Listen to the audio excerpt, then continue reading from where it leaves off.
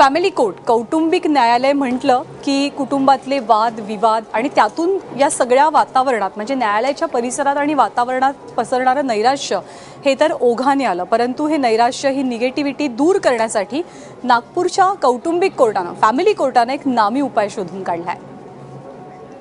कुटुंब हा शब्द म्हटला की नजरेसमोर येतं ते म्हणजे प्रेम, जिव्हाळा आणि एकोपा। मात्र कौटुंबिक न्यायालय हा शब्द जर का समोर आला तर डोळ्यासमोर उभं राहतं अगदी वेगळं चित्र, त्रास, छळ, घटस्फोट वगैरे वगैरे। आणि त्यावेळेला अशा केसेस घेऊन रोज ज्या लोकांना काम करावं लागतं अशा कौटुंबिक न्यायालयाच्या स्टाफ बद्दल किंवा त्यांच्या मानसिकतेबद्दल, त्यांच्या मनस्थितीबद्दल आपण कधीच विचार करत नाही।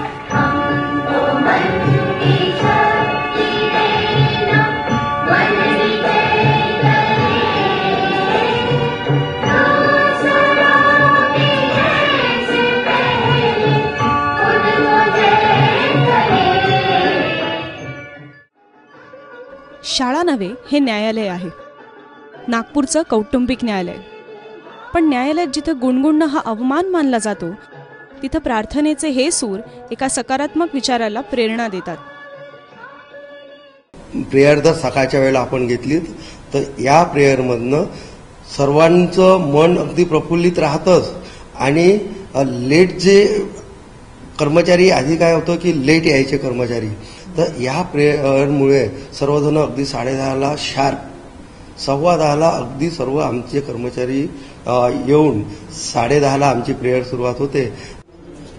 बरं, फक्त प्रार्थनाच नाही तर एखादा गेम खेळला जातो, वाढदिवस असले तर त्याचं सेलिब्रेशनही होतं।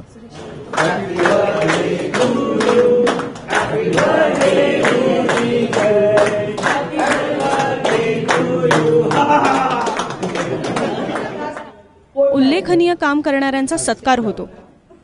घटस्फोट, छळ, अत्याचार, पोटगी, दावे प्रतिदावे, आरोप अशा नकारात्मक घटनांनी वेढलेल्या वातावरणांचं रूपांतर सकारात्मकतेत होतं।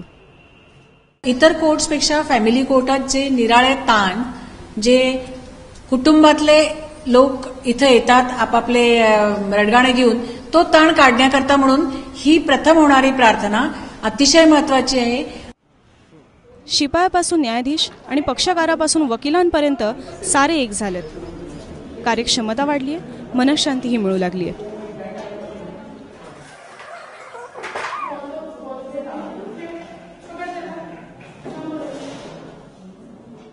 निधर्मी असलेल्या या प्रार्थनेचे इतर परिणाम जर का लक्षात घेतले तर प्रार्थनेचे हे पाऊल फक्त कौटुंबिक न्यायालय नागपूर इथपर्यंत सीमित राहायचं कारण नाही।